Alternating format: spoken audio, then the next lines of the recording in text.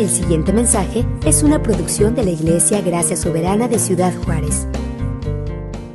Bien, la semana pasada entonces vimos el capítulo 1 de Jonás, donde vemos cómo Jonás huye de la presencia de Dios y huye al punto que se fue completamente en la dirección contraria donde el Señor lo mandó a Nínive, que estaba en el noreste de donde él estaba, ahí en Galilea. Y él huyó hacia el suroeste, a Jope, a agarrar un barco para ver si ese barco se lo llevaba hasta allá, hasta la punta del Mediterráneo. A donde él quería ir, a Tarsis, está allá por donde está España. O sea, quería irse lo más lejos que pudiera irse para esconderse del Señor. Y se da cuenta que no puede esconderse del Señor. El Señor lo arresta, lo detiene con una tormenta, lo descubre, lo destapa, finalmente lo arrojan al mar y Jonás piensa, ya me morí, ya terminó mi vida. Y esos pensamientos de completa ruina, de completa de desesperanza con la que él clama estando en el mar, es lo que leímos ahorita en la página, en el capítulo 2, donde él dice, ok, estoy ya completamente abrumado, las olas me cubren, me hundo hasta lo profundo del mar, se enredan las algas en mi cabeza, dice, pero yo volteo de nuevo al templo del Señor. Esa es su esperanza, que si oraba al Señor, el Señor podía tener misericordia de él. Y efectivamente el Señor lo salva por medio de un gran pez, de un monstruo marino que se lo traga. Y aunque nosotros podemos pensar que te trague un monstruo marino es tema de pesadilla, para Jonás fue su salvación. Y ahí el Señor trata con él y ahí él se arrepiente de su rebelión y decide cumplir los votos, las promesas que le había hecho el Señor de obedecerlo. El pez lo escupe en la playa y entonces el Señor vuelve a hablar con él, que es lo que vamos a leer ahora en el capítulo 3. Dice así, capítulo 3, es la palabra del Señor. Vino palabra del Señor por segunda vez a Jonás diciendo, levántate, ve a Nínive, la gran ciudad, y proclama en ella el mensaje que yo te diré. Y Jonás se levantó y fue a Nínive conforme a la palabra del Señor. Y Nínive era una ciudad sumamente grande, de un recorrido de 3 días. Jonás comenzó a recorrer la ciudad camino de un día y proclamaba diciendo, dentro de 40 días Nínive será arrasada. Y los habitantes de Nínive creyeron en Dios y proclamaron ayuno y se vistieron de cilicio desde el mayor hasta el menor de ellos. Cuando llegó la noticia al rey de Nínive, se levantó de su trono, se despojó de su manto, se cubrió de cilicio y se sentó sobre ceniza.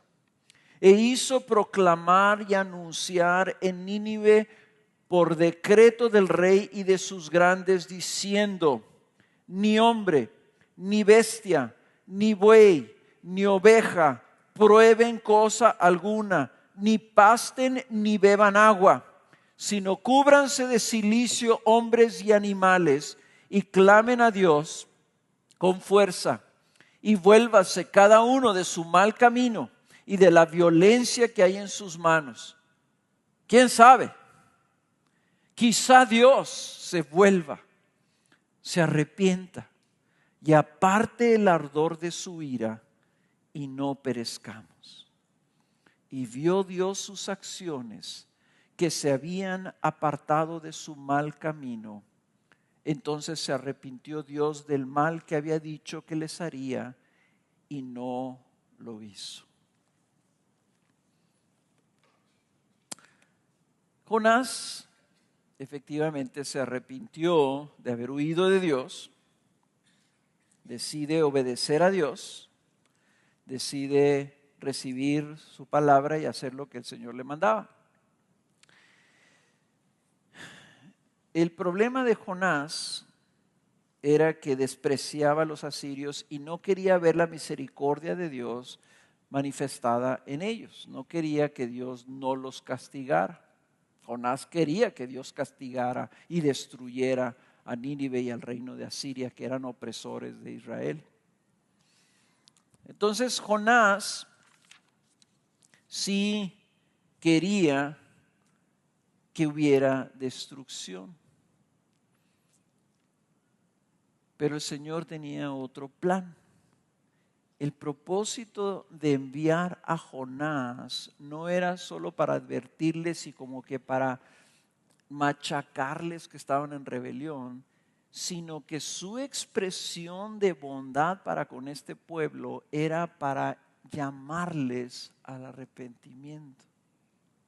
Jonás era el medio de gracia para extenderles un bien a un pueblo que no estaba buscando a Dios. No hay mayor bien que se pueda hacer al hombre que está en su pecado que invitarlo a que reconozca a Dios y clame a Él por su salvación. El Dios de misericordia actúa. El Dios de misericordia va tras el pecador. El Dios de misericordia provee los medios de salvación.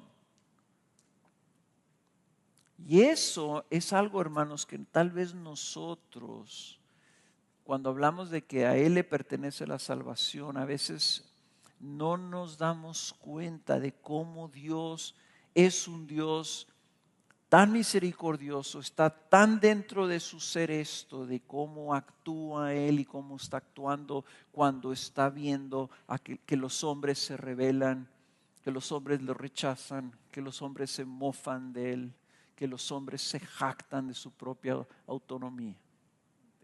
Vivimos en un mundo caído, en un mundo que le dio la espalda a Dios, en un mundo que dejó el paraíso porque quiso ser como Dios, un hombre que engendró toda una raza humana caída, que no hay ni uno solo justo, que no hay ni uno que busque a Dios, que no hay ni uno que obedezca la palabra de Dios o que quiera de Dios.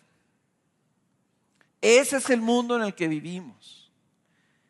Y ahí ante ese mundo es donde la misericordia de Dios brilla, diciendo, pero yo no me voy a quedar con los brazos cruzados y los voy a destruir a todos ustedes. Voy a darles esperanza, voy a darles un camino, voy a darles una salvación. Y Jonás es una ilustración de Dios desde su trono tomando una decisión diciendo voy a tener misericordia de Nínive, una ciudad grande, una ciudad poderosa y una ciudad pagana que no buscaba a Dios, que se inclinaba y adoraba ídolos y que oprimía a las naciones vecinas, incluyendo a Israel. Pero no debe sorprendernos. No debe sorprendernos porque está en la naturaleza de Dios ser misericordioso. Cuando Jonás ve que Dios desiste de hacerles lo que dijo que les iba a hacer, sigan leyendo ahí en el versículo 4, el capítulo 4, versículo 1 y 2. Dice, pero esto desagradó a Jonás en gran manera y se enojó y oró al Señor y dijo, ay Señor. No le dijo, ay Señor. Le dijo, Señor. Está enojado. ¿No era esto lo que yo decía cuando aún estaba en mi tierra? Por eso me anticipé a ir a Tarsis, porque sabía yo que tú eres un Dios clemente y compasivo, lento para la ira y rico en misericordia, y que te arrepientes del mal con que amenazas. Entonces Jonás tenía correcto el entendimiento, tenía las palabras, pero no entendía quién era su Dios. Dios es tan compasivo y clemente que perdona a millares su iniquidad y su pecado. Y hermanos, nosotros somos testigos, benefactores beneficiados, de esa misericordia de Dios. Y millares a través de miles de años han recibido misericordia de Dios que no merecíamos. Lo que hizo es que Él castigó al culpable en Cristo Jesús. En otras palabras, sí castigó, pero castigó a su propio Hijo para mostrarnos misericordia a nosotros. O sea, Dios, en todo lo que está haciendo en la historia del mundo, es mostrar su misericordia para con aquellos que no lo merecen. Así como quería yo que la semana pasada salieras tú con ese pensamiento, el Señor es el Señor de la salvación. Así yo quiero que salgas el día de hoy diciendo, nuestro Dios es un Dios rico en misericordia. Y que este pensamiento de alguna manera inunde nuestro ser, porque no podemos nosotros vivir centrados en el Evangelio y no estar saturados del hecho de que nuestro Dios es un Dios rico en misericordia. La misericordia de Dios, ¿qué es? Muy sencillo. La misericordia es que Dios no nos trata conforme a lo que merecemos. A nosotros nos gusta la justicia. No que nos la apliquen, sino aplicarla a los demás. Me la debes, me la pagas. Te portaste mal, no me pidas domingo. Me hiciste esto, pues a ver ahora cómo te va. No te hablo por una semana. Ok, nosotros vivimos en esta economía en donde nos queremos cobrar lo que nos hace. O sea, vivimos, tú me haces, yo te hago, ¿verdad? ¿Me haces bien? Pues te trato bien. ¿Me haces mal? Pues te trato mal. Y de alguna manera, ¿verdad? Así educamos a nuestros hijos. Pórtese bien, porque si no, no le voy a dar esto. O sea, se portó mal, pues entonces ahí está, lo voy a castigar. Pero Dios no nos trata así. Dios no es así. Cuando dice la Biblia que Dios es santo, es sumamente santo, nos está diciendo es completamente diferente a nosotros. Nosotros no somos misericordiosos, en nuestra naturaleza no está la misericordia. No nos nace ser así. No nos nace ser clementes, menos ser pacientes. Somos rápidos, no. Y a veces guardamos rencores y enojos por años, a veces por toda la vida. Pero nuestro Dios en su naturaleza es ser misericordioso. Y lo que yo quiero que veamos, hermanos, es que el arrepentimiento, el llamado al arrepentimiento, la voz que sale diciendo arrepiéntete, es el medio de misericordia de Dios para con nosotros. Pero Dios, al enviar el anuncio del arrepentimiento, ya está extendiendo misericordia, porque el pueblo, ese es el medio a través del cual Él expresa su misericordia. Miren cómo responde el pueblo.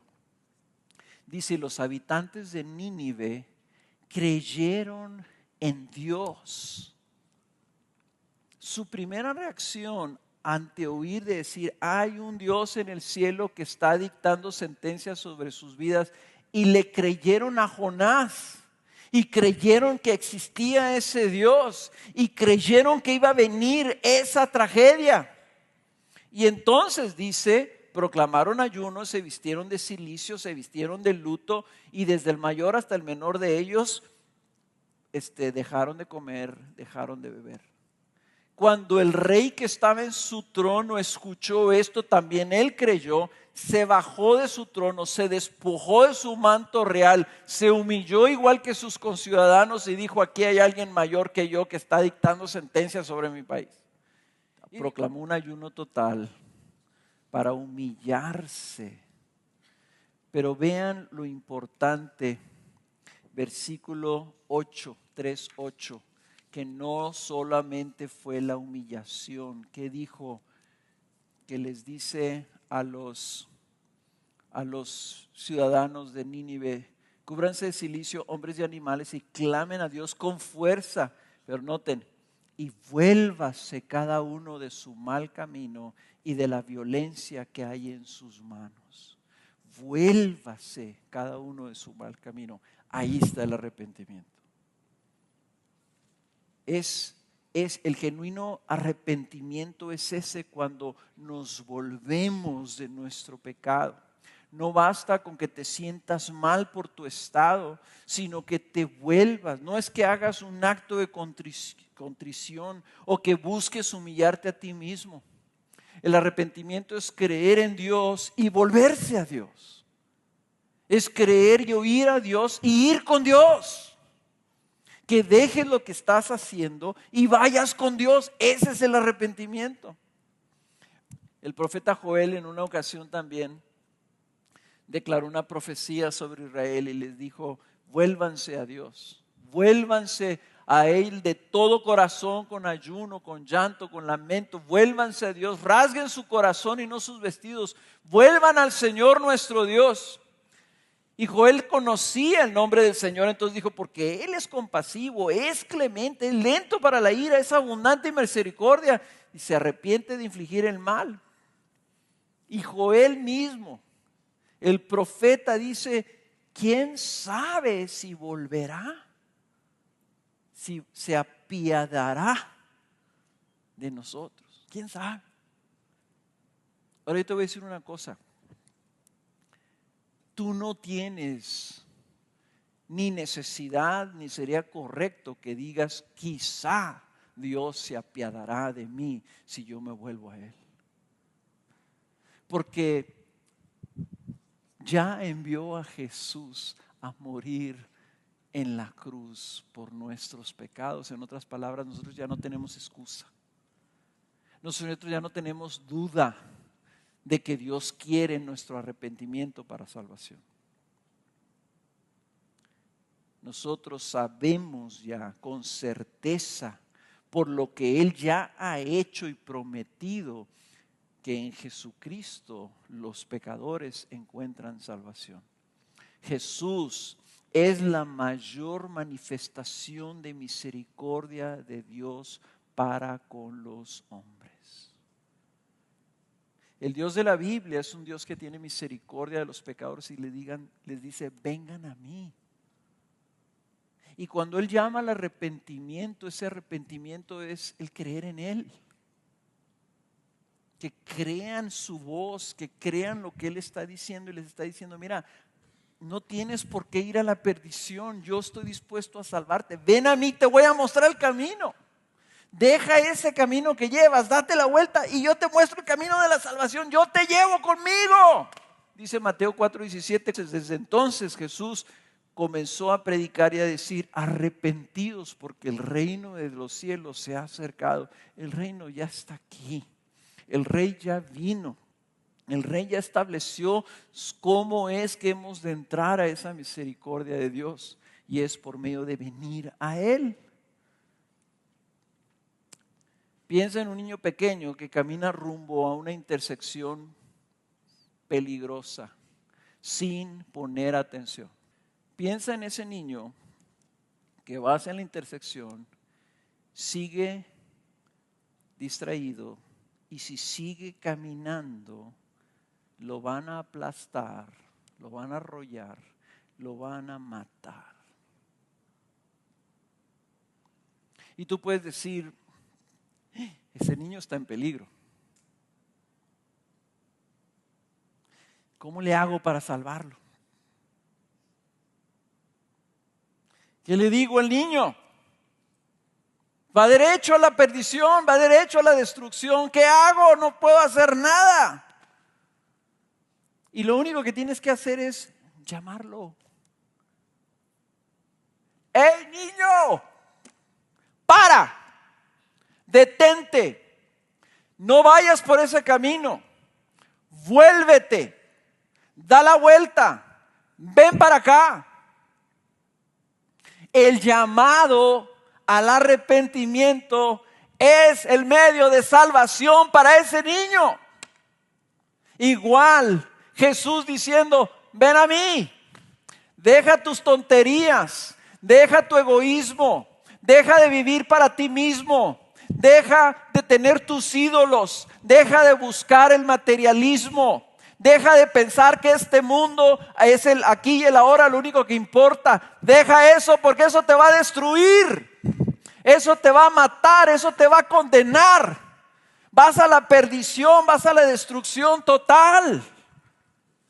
Ven a mí, ven, yo te voy a dar lo que realmente tú necesitas. Te voy a dar la vida, te me voy a dar yo, me vas a tener a mí. Arrepiéntete, da la vuelta, deja eso y camina hacia acá. Búscame a mí, sígueme a mí. El seguir a Cristo, hermanos, no es como si Cristo agarrara calle y ahí va Jesús y nosotros corriendo atrás de Él, ¿verdad? No, el seguir a Cristo es Cristo diciendo, arrepiéntete, arrepiéntete, arrepiéntete, vente para acá, vente para acá. Ya vamos, ahí vamos, estamos cerca. Algunos estamos más cerca que otros. Pronto será nuestra salvación. Pero Cristo está así. Por eso es que el cristiano siempre vive en una actitud de arrepentimiento, porque siempre vamos cada vez más siguiendo a Jesús, dejando atrás las cosas, soltando, yendo hacia Él, siguiendo su palabra. Ese es el arrepentimiento. Y yo quiero que entiendan que el arrepentimiento tiene que ver con la fe, porque es no solamente el producto de la fe, es la consecuencia de la fe, es la fe en sí. La fe y el arrepentimiento no son dos cosas, es lo mismo. Piensen como una moneda de dos caras. Si tú la ves de un lado, ¿verdad? Ves a Jesús llamándote. Jesús diciéndote, ven a mí, cree en mí, yo te amo, mira lo que hice en la cruz por ti, cree eso, sígueme, ven. Y del otro lado lo que estás viendo es que tú estás teniendo que dejar en lo que tú estabas creyendo para seguir aquello otro. Eso es el arrepentimiento. Jesús en Juan 3:36 lo pone así. Dice, el que cree en el Hijo tiene vida eterna, pero el que no obedece al Hijo no verá la vida, sino que la ira de Dios permanece sobre él. Si nomás tú dices, no, yo sí creo en Jesús, pero no obedeces, nomás volteaste, pero sigues caminando en la misma dirección, te vas a destruir. Permanece la ira de Dios sobre ti. Permanecen las consecuencias de tu necedad y de tu insensatez, de tu ignorancia y de tu desobediencia. Entonces Jesús dice, el que cree en mí tiene vida, pero si no me obedece, entonces la ira permanece sobre él. Por eso es que a veces hay cristianos que les gusta oír un mensaje de fe. Cree en Jesús, mira, Jesús es tan bueno que va a resolver todos tus problemas. Yo quiero creer eso. Pero el mensaje no es así, el mensaje es, cree en Jesús y arrepiéntete. Cree en Jesús y síguelo. Cree en Jesús y obedécele. Y la pregunta entonces es, ¿cómo está nuestro corazón hacia la voz de nuestro Señor? Me postré de rodillas delante del Señor esta mañana a decirle, Señor, ten misericordia de mí. Quiero de ti. Hazme tuyo, me rindo ante ti, Señor. Veo mis flaquezas, aquí estoy. Me entrego. Me rindo, me entrego, te sigo, tomo la decisión cada día. Tú eres mi Rey, tú eres mi Señor, tú eres mi Salvador. Todos los días, Señor, aquí estoy. Muéstrame, Señor, y señala en mí aquellas cosas que están en rebelión, porque tú eres mi Dios. Esa es la vida en arrepentimiento. Siempre acuérdate de esto. Los ninivitas se arrepintieron. Y siempre hazte la pregunta, ¿y yo? El día de hoy, yo ya me arrepentí. Corazón arrepentido es el de ese rey. Es el de esos ninivitas, clamando a Dios, ten misericordia de mí, pecador. Ese es el corazón arrepentido. Amén. Vamos a la segunda parte. Porque no solamente se queda ahí el Señor. Qué bueno que se arrepintieron los ninivitas. El Señor se arrepintió de hacerles el mal. Y por cierto, si ustedes piensan que Dios no se puede arrepentir, la Biblia está llena de expresiones donde Dios cambia de parecer. Y tú dices, oye, espérate, ¿qué no Dios no cambia? ¿Cómo Dios dice que va a hacer una cosa y luego no la hace? Pues es la manera de Dios expresar sobre nuestras vidas precisamente la expresión de misericordia de Dios. El Dios misericordioso se arrepiente de hacer un mal, de destruir un pueblo. Se vuelve también Él se vuelve de algo que dice que va a hacer, porque lo dice con la intención de tener misericordia y lo dice con la intención de volverse. Pero no se queda ahí, sino que trata con Jonás. En el pez, en el vientre del pez, Jonás se arrepintió de haber huido, pero no cambió su corazón. Entonces, ¿qué es lo que pasa? Veamos del capítulo 4. Jonás hace un berrinche. Capítulo 4, versículo 3. Está orando al Señor.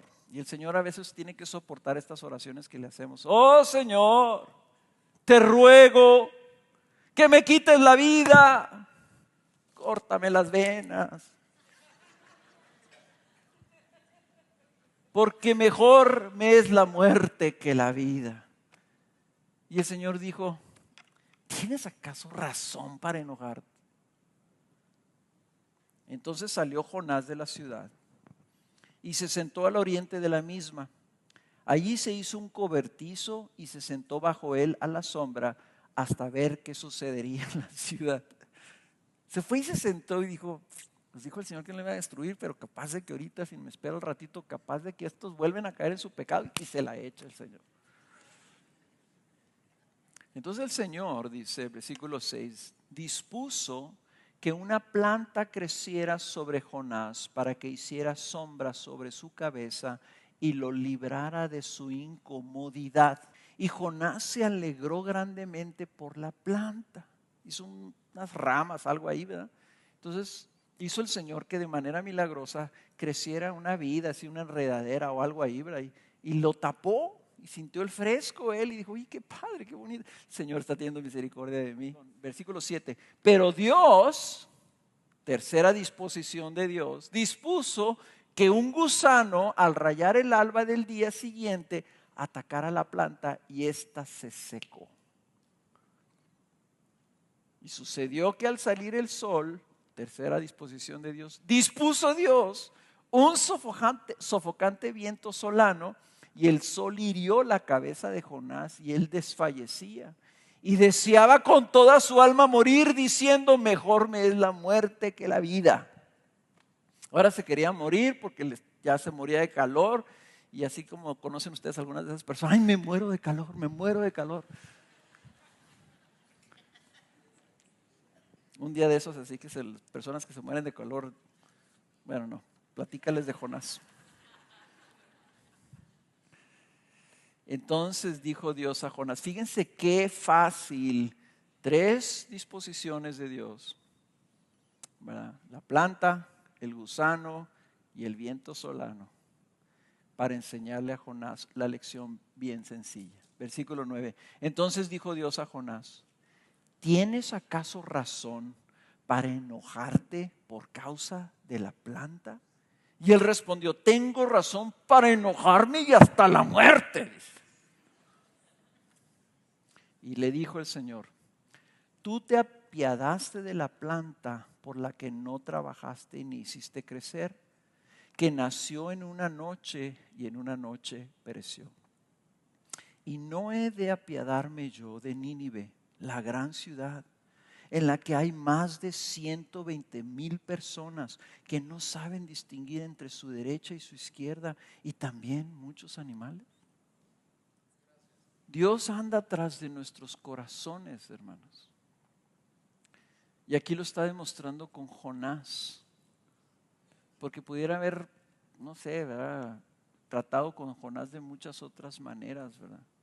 Pero él quiere que Jonás entienda su corazón y se lo enseña por medio de una disposición en donde Jonás experimenta primero el coraje.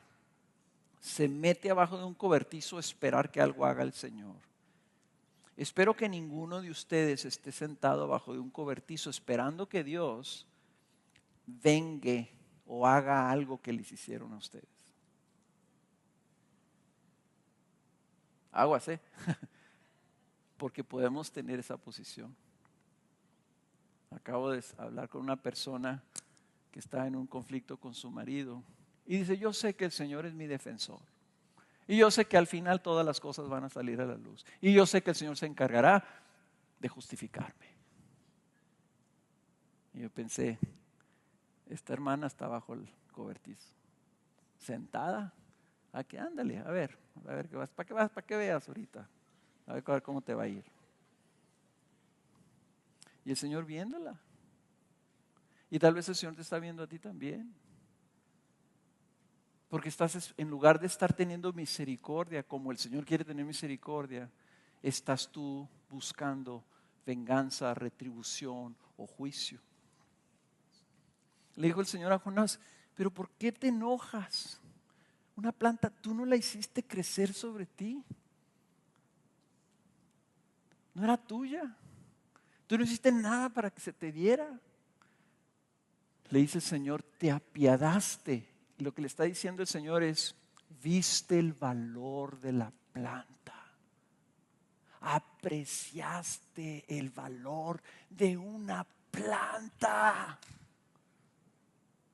Dice el Señor: ¿cómo no voy a apreciar yo una ciudad con 120,000 gentes y muchos animales? Yo los hice. Y esas 120,000 gentes las hice yo a mi imagen y semejanza. ¿Cómo no le voy a dar valor a esas personas, Jonás? Si tú le estás dando valor a una miserable planta que tú ni siquiera creaste.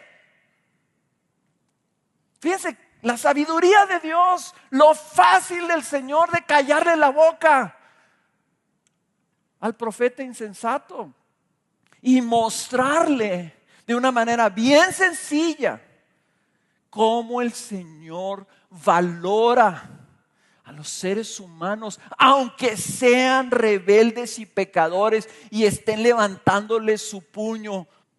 Esta gente, dice, no tiene la capacidad moral ni siquiera de distinguir si la derecha y la izquierda, saber si está bien o si está mal.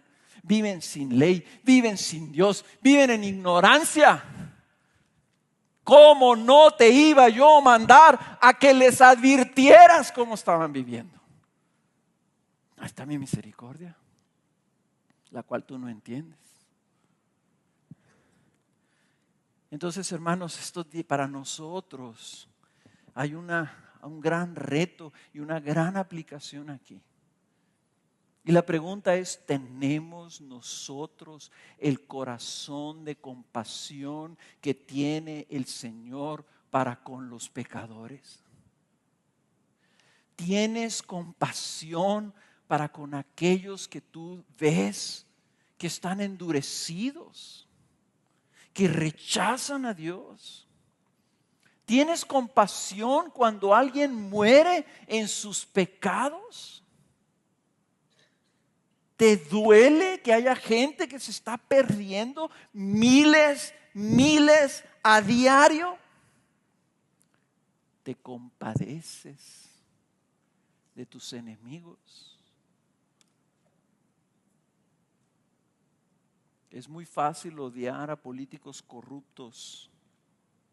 Es muy fácil odiar a secuestradores y asesinos y narcotraficantes. Es muy fácil despreciar a aquellos que se desvían, que se degeneran, que se pervierten y pervierten a otros. Pero ¿cómo se siente Dios para con ellos? Si ustedes están bajo la ira de Dios, también Nínive estaba bajo la ira de Dios. También tú estabas bajo la ira de Dios, pero Dios tuvo misericordia. Por eso el Señor les dijo a los discípulos: ustedes no entienden, no entienden. Yo quiero misericordia. ¿Quieres saber si te compadeces? Piensa en tus incomodidades. Piensa en el lamento por tus incomodidades. Y piensa, compara ese lamento, ese disgusto, ese dolor, esa tristeza, compárala con la tristeza que sientes por una persona que está perdida.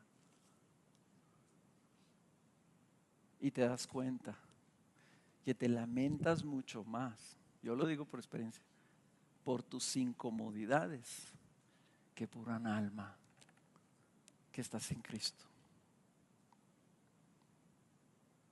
Hermanos, Jonás termina con una daga en nuestro corazón y nos debe doler. Porque nuestro principal enemigo, ¿saben cuál es? Es la indiferencia. Es la indiferencia. Ayer se nos ocurrió ir al Parque Borunda. Miles de gentes. Miles de gentes. Y uno puede ir, ¿verdad? Y estás ahí rodeado de personas. Y puedes estar ahí. Y no te importa el estado de ellos. Debería importarnos. Debería movernos.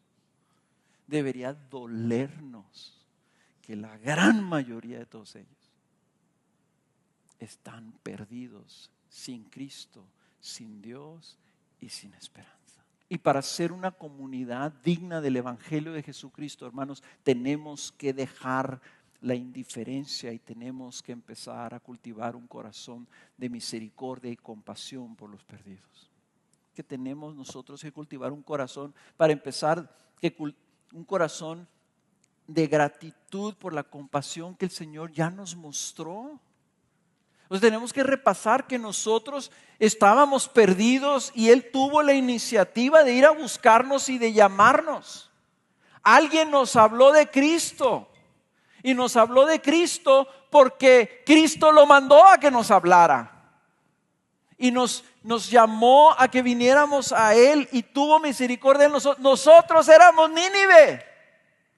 Nosotros estábamos en Nínive, no estábamos en Jerusalén. Y nos llamaron. Y Dios tuvo misericordia de nosotros. Él tomó la iniciativa. ¿Dónde estarías hoy si no te hubiera abierto los ojos y si no hubiera tenido misericordia de ti?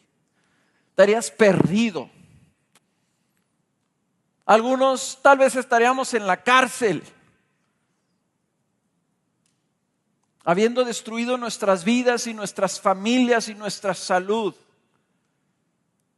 ¿Qué sé yo lo que hubiera sido en nuestras vidas si Dios no hubiera tenido misericordia? Con razón hay un salmo, el Salmo 118. Sí, creo que es el Salmo 118 que repite y repite.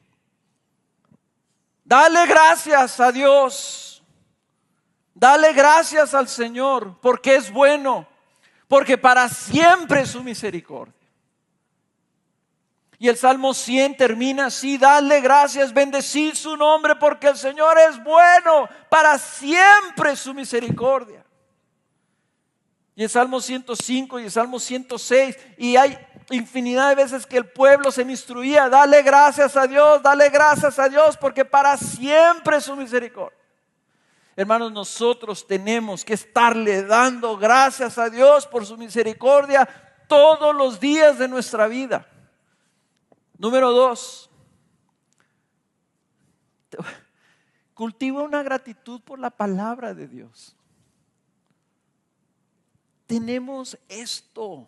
A mí me impresionó que el Señor dijo de los ninivitas: no saben distinguir entre su derecha y su izquierda. Nosotros tenemos la voluntad de Dios que traza y que nos dice: aquí está la izquierda y aquí está la derecha. Tenemos esto, una guía para nuestras vidas, que nos guía en el camino que debemos de seguir. Entonces, la advertencia bíblica que el Señor tuvo que mandar por un profeta, nosotros la tenemos ya escrita. O sea que si tú te empiezas a alejar del Señor, todo lo que tienes que hacer es todos los días estar viniendo en sumisión a su palabra, leyendo y aplicando esto a tu vida de tal forma que tú caminas con el Señor. Dale gracias al Señor por la corrección de la advertencia bíblica. Número 3, intercede por los perdidos en el mundo entero. Hermanos, nada cambia más nuestro corazón que interceder por aquellos que no tienen a Cristo. Piensa en Nínive cuando veas a tus vecinos, principalmente esos vecinos majaderos y groseros que tienes, esos vecinos abusones que te echan la basura, esos vecinos que no te saludan. Ve a tu casa, ponte de rodillas y pídele al Señor que tenga misericordia de esa persona, porque la tuvo de ti. Cuando te enteres de las tragedias, miren, yo les tengo que confesar, hermanos, esto es algo con lo que yo batallo. A veces estoy tan concentrado en la vida de la iglesia y en lo que el Señor está trayendo aquí, que pasan tragedias en el mundo y no me mueve. El otro día vi una foto, ¿verdad? Y una foto de una calle en Siria. Y ustedes saben, hay una crisis de inmigrantes, están saliendo de Siria por miles y miles, ¿verdad? Tratando de huir por medio de Turquía, tratar de llegar a Europa. Y está la foto, está una calle y los edificios y las casas completamente destruido todo. Completamente como si hubiera pasado una bomba atómica ahí. Y decía: yo también, si viviera aquí, yo también huiría y buscaría refugio en otro país. Cuando oigan eso, cuando oigan lo que pasa en el Medio Oriente, o que hubo un terremoto y murieron 5,000 o 10,000 o 20,000 o 100,000, o una inundación, o hay hambre, o hay un problema en África, hermanos, oren y pídanle al Señor: Señor, ten misericordia de estas gentes, y no nomás de las víctimas, ten misericordia, Señor, de los victimarios, de los que están haciendo esas cosas. Si nosotros cultivamos un corazón de intercesión, va a cambiar nuestro corazón. Intercede por aquellos que te hagan daño, intercede por tus enemigos, intercede por aquellos que te odian. Pídele al Señor misericordia, vas a ver cómo el Señor cambia tu corazón. Y por último, busca oportunidades para mostrar compasión a aquellas personas que aún están perdidas. Busca oportunidades y pídele al Señor que te dé oportunidad de sentir compasión por alguna persona en particular. Tal vez vas a tu trabajo y ahí en la cafetería siempre ves a la misma señora que te está sirviendo, nunca le hablas y nunca has pensado nada por ella. Pídele al Señor que te ponga una carga por una persona. Y tal vez la señora de la cafetería que te sirve ahí las tortillas, te va el Señor a poner una carga por ella, de tal forma que quieras tener un acto de compasión para con ella. Esperamos haya sido de bendición.